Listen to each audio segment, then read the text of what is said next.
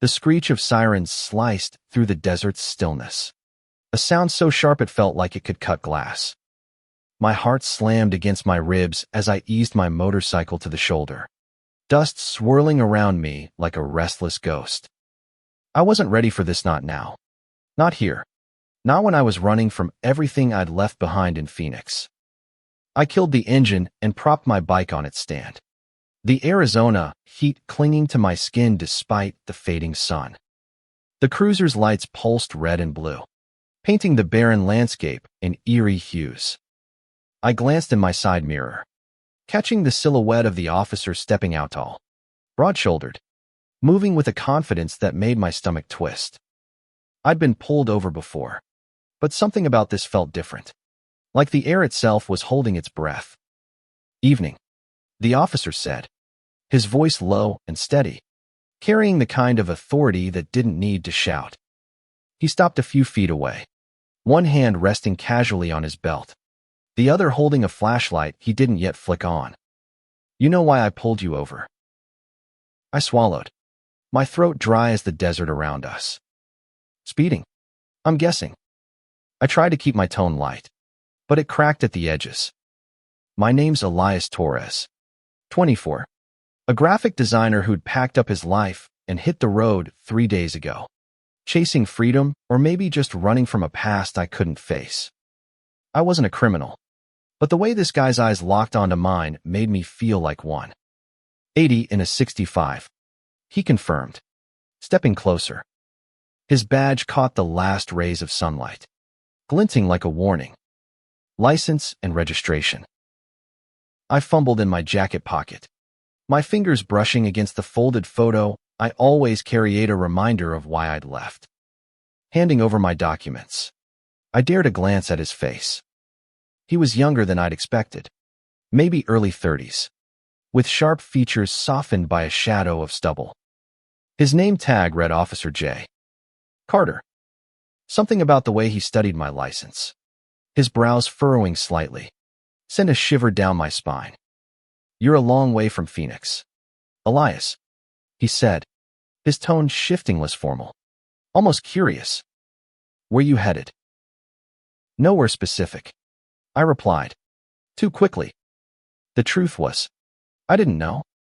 I'd left after my ex, Marcus, shattered what little trust one had left in love. 3 years together, and he'd thrown it all away for someone else. I wasn't running to anything, just away. Officer Carter handed back my documents, his fingers brushing mine for a fraction of a second.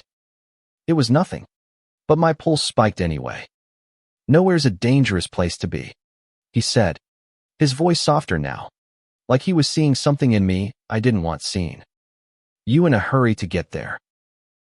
I forced a laugh, but it sounded hollow. "Just trying to clear my head."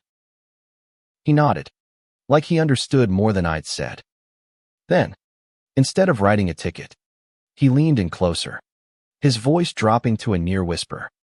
"Let me make this worth it," he said, and my world tilted. I froze, my breath catching. "What?" He straightened, a faint smile tugging at his lips, but his eyes were serious, searching. "I'm not going to write you up, but you look like you're carrying more than just a speeding ticket's worth of trouble.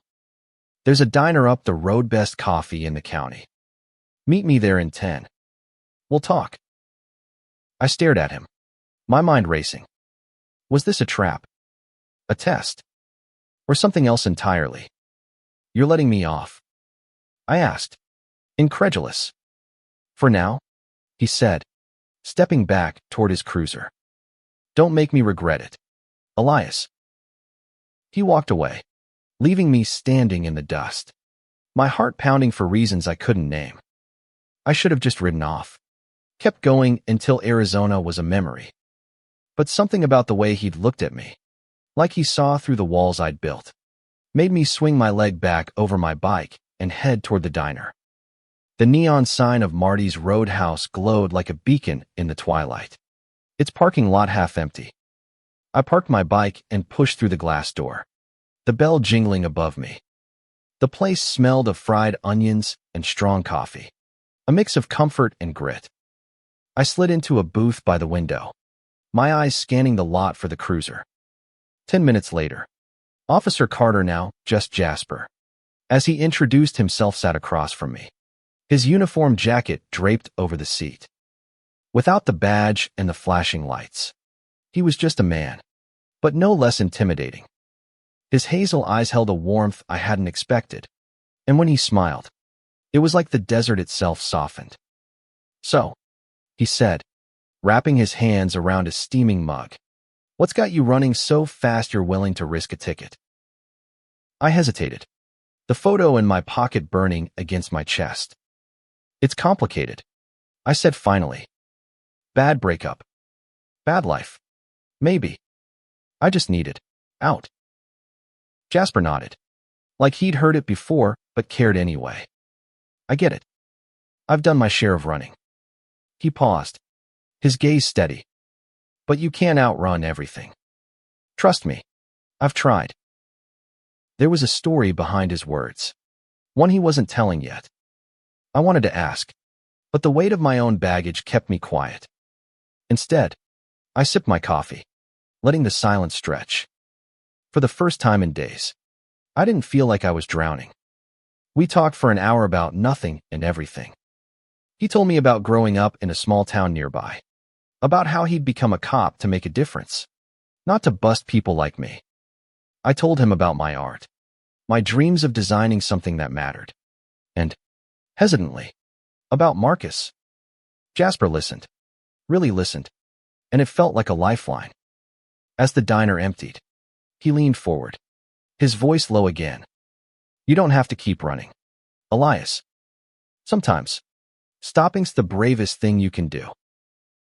I didn't know how to answer, but the way he said my name made me want to believe him.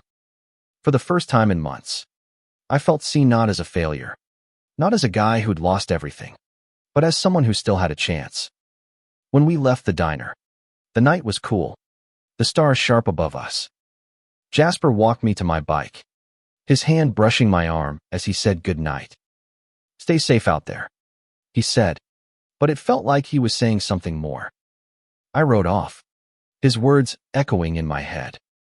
I didn't know it then, but that night was the start of something that would pull me back from the edge, something that felt like hope. The next morning, I woke in a cheap motel room, the kind with peeling wallpaper and a mattress that creaked like it held grudges. My phone buzzed on the nightstand, 12 missed calls from my sister, Lena, who'd been trying to reach me since I left Phoenix. I ignored them, my mind still tangled in the memory of Jasper's voice, his unexpected kindness. I hit the road again, but my heart wasn't in it. The open highway, once a promise of freedom, felt aimless now. By noon, I found myself back at Marty's Roadhouse, telling myself it was for the coffee, not the chance of seeing him again. But when I saw his cruiser in the lot, my pulse quickened. Inside, Jasper was already there, sitting at the same booth, a newspaper spread out in front of him. He looked up as I approached, his smile small but genuine. "Didn't expect to see you back so soon," he said, folding the paper. "Thought you'd be halfway to California by now." "Guess I'm not in such a hurry anymore," I said, sliding into the seat across from him. It was true, though I didn't fully understand why. Something about this place, this moment, felt like a pause I hadn't known I needed. We talked again, easier this time. He told me about his life as a cop, the long hours, the small-town politics, the way he sometimes felt trapped by the badge he wore. I opened up about Marcus, how I'd poured everything into our relationship, only to find out he'd been cheating for months. The betrayal still stung, but saying it out loud to Jasper felt like letting go of a weight I'd carried too long. "You deserve better than that," Jasper said, his voice firm but kind. "Someone who sees you for who you are." His words hit harder than I expected, stirring something I wasn't ready to name. I changed the subject, asking about his life outside the uniform. He hesitated, then admitted he was gay, something he kept quiet in a town where acceptance wasn't guaranteed. "It's not easy," he said, his eyes distant. but I'm done hiding who I am." The honesty in his voice mirrored something in me, a part I'd buried under Marcus's lies. I wanted to tell him that, to say I admired his courage, but the words stuck in my throat. Instead, I just nodded, and we sat in a comfortable silence. The diner's hum a backdrop to our unspoken connection. That afternoon, Jasper offered to show me around town a place called Redstone, a speck on the map with more charm than I'd expected. We walked through its dusty streets, past adobe buildings and a tiny park with a fountain that barely worked. He pointed out his favorite spots, like the bookstore run by an eccentric old woman named Clara, who greeted him like a son. I watched him interact with people, his warmth drawing them in, and I realized how much he meant to this place. As we stood by the fountain, the sun dipping low, he turned to me. "You're not like most people who pass through here, Elias. You've got a story, and I want to hear it all of it." I laughed, nervous. "You don't even know me." "I know enough," he said, his gaze steady. "And I want to know more." My heart raced, a mix of fear and something warmer, something dangerous. I wasn't ready for this, not for someone like Jasper, who saw through my defenses. But as we walked back to my bike, his shoulder brushing mine, I felt a spark I hadn't felt in years. That night, I stayed in Redstone, unable to leave. I told myself it was just for a day or two, but deep down, I knew it was because of him. Days turned into a week, and I was still in Redstone. I'd rented a room at the motel, telling myself it was temporary. But every day, I found a new reason to stay, most of them named Jasper. We met at the diner most mornings, our conversations growing deeper, more personal. He told me about his family, how his father had never accepted his coming out, how he'd fought to prove himself in a job where being himself could be a liability. I shared my own struggles growing up Latino in a conservative neighborhood, the pressure to be someone I wasn't. One evening, Jasper invited me to his place, a small house on the edge of town with a view of the desert. It was modest but warm, filled with books and photos of places he'd never been but dreamed of visiting. We sat on his porch, sharing a beer, the stars above us brighter than I'd ever seen. "You ever think about leaving Redstone?" I asked, my voice barely above a whisper. "Every day," he admitted, his eyes on the horizon. "But this place, it's home. It's where I'm needed." I wanted to ask if he'd ever leave for someone else from a, but I didn't. Instead, I told him about my art, how I used to sketch the world as I wanted it to be, not as it was. He asked to see my work, and I hesitated, then pulled out my sketchbook. It was full of drawings I hadn't shown anyone, not even Marcus landscapes, faces, dreams. Jasper flipped through the pages, his fingers careful, like he was handling something precious. "These are incredible, Elias," he said, his voice full of awe. "You're incredible." I blushed, looking away, but his hand found mine, grounding me.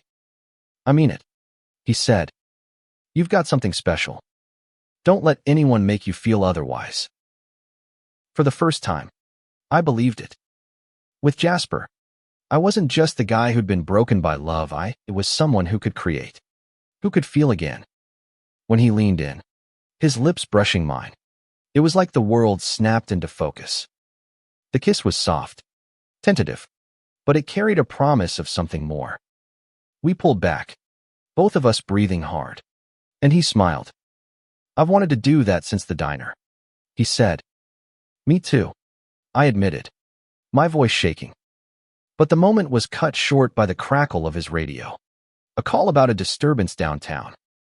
Duty called, and he was gone, leaving me on his porch, my lips still tingling, my heart a mess of hope and fear. The next day, I couldn't shake the memory of that kiss. It followed me through Redstone streets, into the diner, into every quiet moment. I wanted to see Jasper again, to know if what I'd felt was real or just a fleeting spark. But he was working a double shift, and I was left with my thoughts, sketching his face in my book, his sharp jaw, his warm eyes, the way he made me feel safe. I wandered into Clara's bookstore, seeking distraction. She noticed my restlessness and handed me a worn copy of Leaves of Grass. "Read this," she said. "It'll remind you what it means to feel alive." I took her advice, sitting in the park with Whitman's words. But my mind kept drifting to Jasper. When he finally called that evening, his voice was tired but warm. "Meet me at the station," he said. "I've got something to show you." The Redstone police station was small, more like an office than a fortress. Jasper met me outside, still in uniform, his smile weary but genuine. He led me to a community board covered in flyers, events, notices, a few of my sketches he'd somehow gotten from Clara. "You did this?" I asked, stunned. "Thought the town could use some of your art," he said, shrugging. "You've got a gift, Elias. People should see it." I didn't know what to say. No one had ever done something like this for me, not even Marcus. I reached for his hand, but before I could say anything, his radio crackled Aga in a call about a bar fight. He sighed, his shoulders slumping. "I've got to go. But we're not done here. Okay." I nodded, watching him drive off, the weight of his words settling in. He believed in me, and that belief was starting to change how I saw myself. That night, I sketched again, pouring my feelings into the Lanisa portrait of Jasper, his eyes full of the kindness I was starting to crave. I didn't know where this was going, but I knew I wasn't ready to leave Redstone, not yet. The days blurred together, each one drawing me closer to Jasper. We stole moments when we could coffee at the diner, walks through town, quiet nights on his porch. He was careful, always aware of the eyes on us in a town like Redstone. But when we were alone, he was unguarded, his laughter easy, his touch electric. One night, he took me to a lookout point outside town, where the desert stretched endless under a blanket of stars. We sat on a blanket, sharing stories of our pasts. He told me about his first love, a boy from high school who'd left when things got too real. I told him about my fear of trusting again, how Marcus's betrayal had left scars I couldn't hide. "You're not broken, Elias," Jasper said, his hand cupping my face. "You're just healing." When he kissed me this time, it was deeper, more certain. I kissed him back, letting myself fall into the moment, into him. For the first time, I wasn't afraid of what came next. But the next morning, reality crashed in. Lena called again, her voice panicked. "Elias, Marcus is looking for you. He's been calling everyone, saying he needs to find you." My stomach dropped. I'd blocked Marcus's number, but the idea of him chasing me here, to Redstone, made my skin crawl. I told Jasper that evening, expecting him to brush it off. Instead, his jaw tightened, his cop instincts kicking in. "If he shows up here, he's not getting near you," he said, his voice fierce. "You're safe with me." I wanted to believe him, but doubt crept in. Marcus had a way of twisting things, of making me question myself. What if he found me? What if he ruined this fragile thing I was building with Jasper? That night, I couldn't sleep, haunted by memories of Marcus's lies. Jasper stayed with me, his arms around me, his presence a shield against the past. "I'm not going anywhere," he whispered, and I clung to those words like a lifeline. Marcus arrived 2 days later. I was at the diner when I saw him through the window, his familiar silhouette sending a chill through me. He hadn't changed, same slick hair, same confident stride, same way of making the world bend to his will. I slipped out the back, my heart racing, and called Jasper. He was there in minutes, his cruiser pulling up as Marcus approached the diner. "Stay back," Jasper told me, his voice calm but firm. He confronted Marcus, his badge a barrier between us. I couldn't hear their words, but I saw the tension in Marcus's shoulders, the way he gestured wildly before storming off. Jasper found me behind the diner, his face a mix of relief and worry. "He's gone," he said. "But he's not happy. You okay?" I nodded, though I wasn't sure. Marcus's presence had reopened wounds I thought were healing.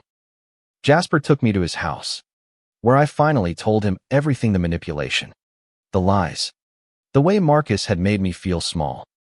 Jasper listened, his hand steady on mine, and when I finished, he pulled me close. "You're not that person anymore," he said. "You're stronger than he ever gave you credit for." His words gave me courage, but the fear lingered. Marcus wasn't the type to give up. I knew he'd be back, and I wasn't sure I was ready to face him. The next day, Jasper took me to the station, showing me how to file a restraining order. It felt like a small victory, but it was something. As we left, he stopped me, his eyes serious. "I'm falling for you, Elias," he said, "and I'll do whatever it takes to keep you safe." My heart stopped, then raced. I wanted to say it back, to tell him I was falling too, but the words wouldn't come. Instead, I kissed him, pouring everything I felt into it. For now, that was enough. A week later, Marcus broke the restraining order. He showed up at the motel, banging on my door in the middle of the night. I called Jasper, my hands shaking, and he was there before Marcus could do more than shout my name. The confrontation was quick but intense. Jasper, calm and commanding, arrested Marcus for violating the order. As they drove away, Marcus's eyes locked onto mine, full of anger but also defeat. I knew then that he was part of my past, not my future. In the days that followed, I started to rebuild. Jasper helped me find a small apartment in Redstone, and Clara hired me to design posters for her bookstore. My sketches were everywhere now, a reminder that I was more than my mistakes. I started to believe in myself again, not because of Jasper, but because he showed me I could. One evening, as we sat on his porch, Jasper took my hand. "Stay?" he said simply. "Not because you're running from something, but because you want to be here, with me." I looked at him, at the man who'd seen me at my lowest and still believed in me. "I'm staying," I said, my voice steady. "For you. For me. For us." We kissed under the stars, the desert quiet around us, and I knew I'd found something worth stopping for. Redstone wasn't just a place, it was a home, a chance to start over. And with Jasper by my side, I was ready to face whatever came next. The road had led me here, to a love I never expected, to a life I was finally ready to claim. And as I held Jasper's hand, I realized that sometimes the bravest thing you can do is let yourself be found.